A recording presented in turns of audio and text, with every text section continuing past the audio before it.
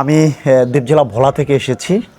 এইটা আপনার অনেকে বলে যে পর্তুগিজদের আমলের নৌকা, অনেকে বলে সাধু সদাগরের নৌকা, অনেকে বলে এই রাখাইনরা নাকি আসছে। আচ্ছা, আপনারা শুনে আশ্চর্য হবেন যে এই সাগরকন্যা কুয়াকাটা একটি নৌকা রয়েছে, যে নৌকাটি আজ থেকে প্রায় 200 বছর আগের। তো এই নৌকাটি কোথা থেকে এসেছে, কি জন্য এখানে রাখা হয়েছে, আমরা এখানে এই মূলত এই নৌকাটির রক্ষণাবেক্ষণের দায়িত্বে একজন ভাই এখানে রয়েছে।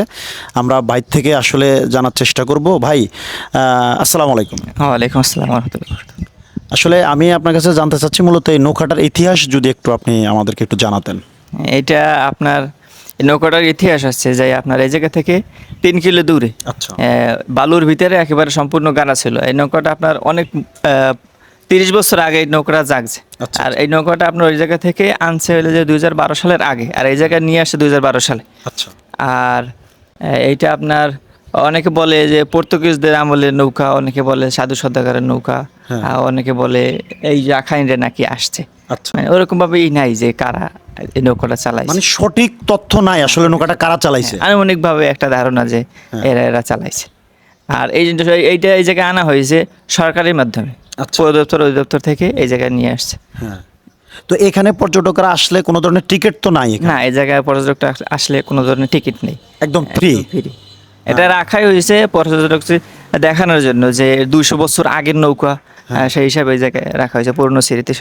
আর এটা তো কাঠের তৈরি। হ্যাঁ, এটা কাঠের তৈরি, শাল কাঠ বলে, অনেকে লোহা কাঠ বলে। ও আচ্ছা আচ্ছা। এটা এই জায়গাটা মূলত খোলা থাকে কখন থেকে কখন?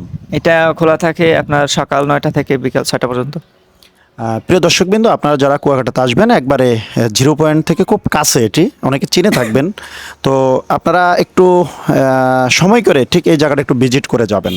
এখানে আসলে আপনারা দেখতে পাবেন এই নৌকাটি। এটার দৈর্ঘ্য এবং প্রস্থ হচ্ছে কত মিটার? এটা কত ফুট? 72 ফুট 72 ফুট লম্বা। লম্বা, আর প্রশস্ত হচ্ছে সম্ভবত 24 ফুট। 24 ফুট।